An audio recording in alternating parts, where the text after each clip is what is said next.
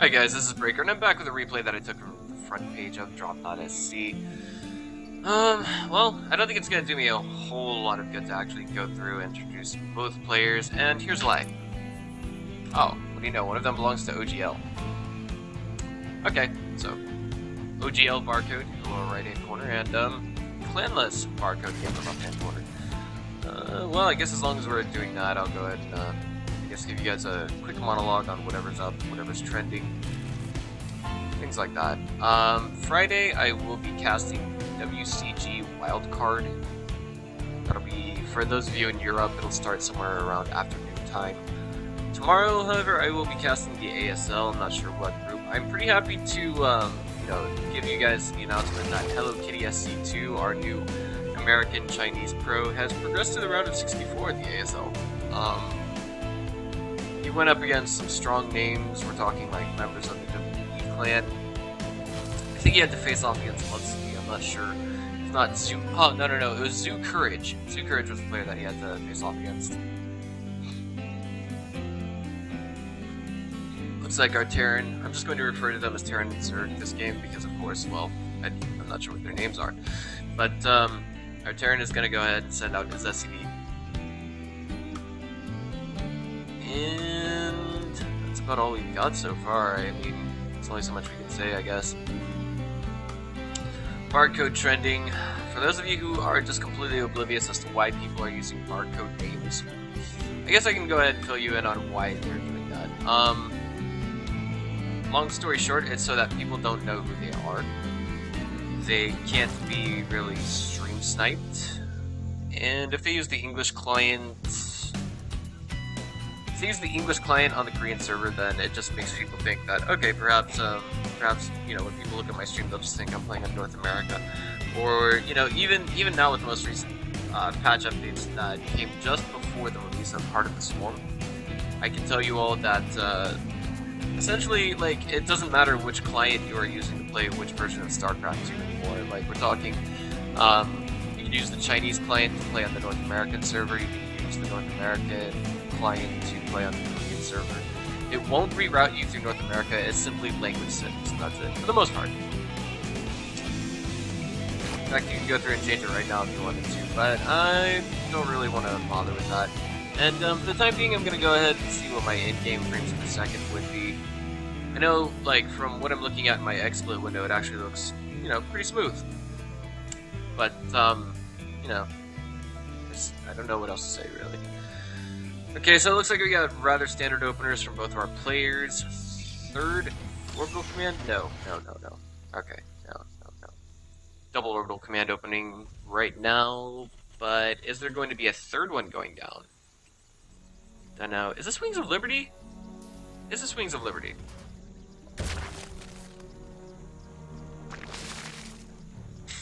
Trying to figure that out right now. Music we were just listening to that was music that anyone could have heard from Wings of Liberty.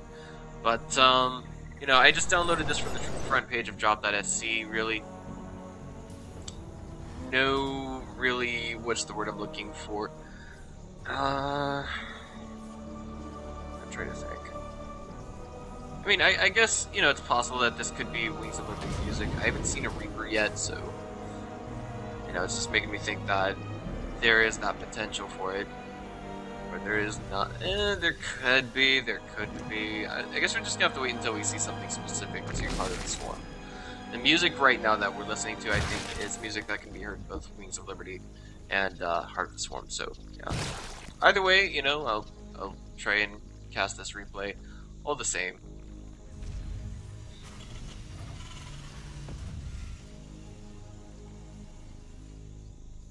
Alright, so production tab. Thus far we've got third command center on create the natural. Oopsie, that wasn't supposed to happen. Okay. Looks like I got my laddering setup going through, but I do have the observer interface for, you know, casting, of course. Double evolution chamber going down at the natural. This is kind of looking reminiscent of Wings of Liberty. I will say that much.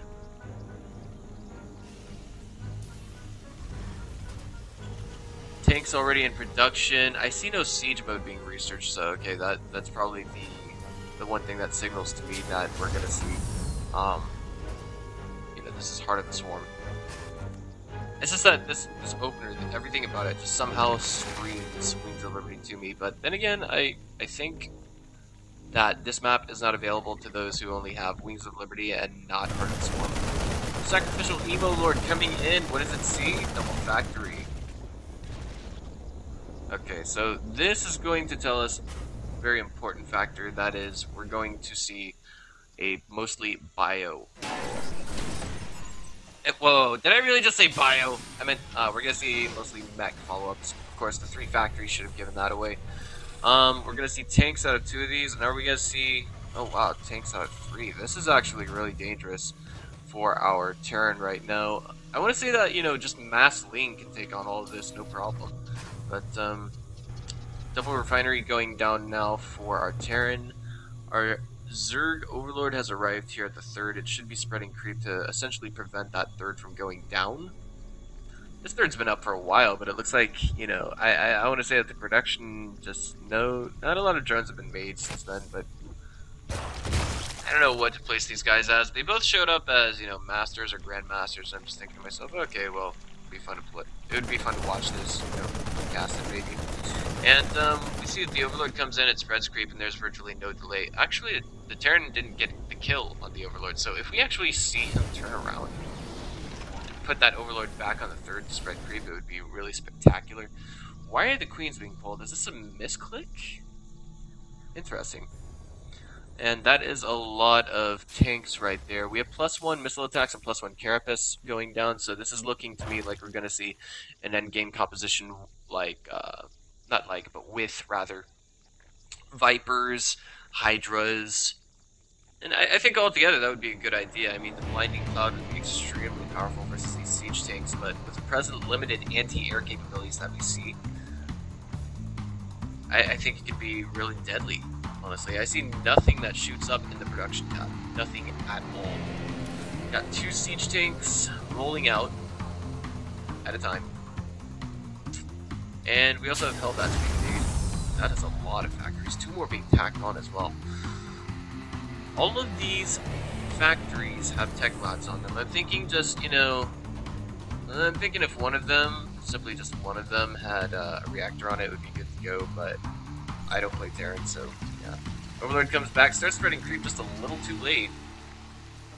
And he's going to see just how plentiful the income is here. Roaches being tacked on, +2/+2 going down behind this. Of course, we just now see our Terran getting +1 vehicle weaponry, no armor upgrades whatsoever. And the Hive is now in production at the main. I think, you know, altogether what we see from our Zerg is nothing short of excellent timings. Whoa, what is this? Oh boy! Some of those roaches only with 2 HP getting pulled back. They do regenerate quite slowly when they're not burrowed, guys, yeah. So, for those of you who shot Zerg OP, come on. They're not mutas. Not everything regenerates as fast as a muta. Not everything heals as quickly as Wolverine for Zerg. Okay. Repositioning of the tanks over here. Kind of beautiful defense, but I'm a little mesmerized as to how our Terran figured that out. I really am. I don't see a motion sensor tower. Alright, now of course our roaches are killing the rocks here. This is going to really enable the reinforcement time. This is really going to get it down. This is what's really going to make it better. Make it golden, if you will. I forget which of our 2 players is actually Grandmasters League.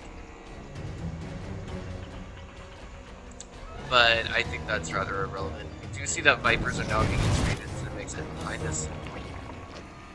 Ventral Sacks? Why? Why? Now we do have Terran in pretty good positioning right now. It's just that these roaches are being misrallied, and it looks like most players are kind of going into a bit of a race. Presently, right now, if it's any question, whose workers are going to die faster, right? It's you know, we see those roaches racking up all kinds of kills. And, we actually see the drones not really being chased that much. I'm a little curious to see where they're going. Probably over here. This would be a good idea, actually. It looks like they've been pulled towards a a rally point over here? Yeah, okay, they were, now they've been pulled back over in this direction. Okay, so we're good to go. And the roaches, they're going back home to try and save the natural. If they can save that hive, oh my god. We're gonna have to see a beautiful lightning cloud. And it's gonna go down. There it is. It is absolutely beautiful, gorgeous. And now we have the roaches getting a pulse around on all these tanks, and they will be decimated within a few seconds. Yes, look at that. Lightning cloud saves the natural. Unfortunately, I believe that directly delayed 3-3. Yes, it did. We're going to have to see more evolution chambers thrown in, and that is just beautiful use of the lightning cloud and the Viper as a whole. We do, of course, have this Overlord back over here, spreading creep. Checking the income right now, both players kind of even. I mean, both of them lost a lot in that, but our Terran lost slightly more. Tanks more expensive than roaches, of course. Hellbats costing nothing short, or nothing more, nothing less than just minerals. These tanks are sieging up. At least one's on that. Alright, defensive positioning. Oh, and that is such a... Oh, I was going to say such a bane to the existence of our Terran. Oh, man. But of course, this is what's really gonna hurt. I think we actually see our Zerg with a huge opportunity to do a run by over here. Behind this, we actually have two barracks throughout this. I'm a little curious as to why we have one over there. And this command center will be targeted just to finish this up. We have our Terran's main army relocating to over here, and I think it would be more than worth his time to actually throw a quick roach run by maybe 2 or 3 roaches over here because oh boy. It would actually be worth his time to throw a few roaches over there because roaches outspeed Hellbats and siege tanks. I'm a little curious as to why we don't see this Hellbat turning back into a Hellion, but I guess that explains it. Morph mode has not been researched, and if we actually see these guys come in and target it down, oh, that orbital command, I mean, if they could just target it and force it to the problem, entirely. Is he gonna do it? Is he gonna do it? Is he gonna do it? None of these tanks are sieged up right now, and they actually just got affected by blinding clouds, so we actually see that their range is greatly reduced. They are presently running from these roaches, which are like snipers to them at just 4 range. And we have our Zerg maxed out at 200, 200, kind of roach, Stefano roach style almost. +3/+3 not finished, and it looks like we just had our Terran rage quit the game. Position he was in, you know, I want to say if assuming that both of these guys were Koreans, and at least I want to say Code S players or something of that rhythm to it, then I think it was worth their time. I'm thinking, you know, this could have very well been Stefano playing against, you know, any meching Terran from Korean. I think from Korea is just what I'm thinking. Income was essentially delayed over here. There's a roach stuck under the command center. Over here, distance mining, not pretty. So altogether, I think our Zerg was in a beautiful position. Of course, his own, you know, he was on 5 base. If a Zerg is allowed to freely expo on this map, it can be very deadly. I've seen Sen play Alicia this way, and he just had infinite free max times. So if you guys liked what you saw here today, I guess just go ahead and click on the subscribe button. This has been Breaker. I will see you guys next time.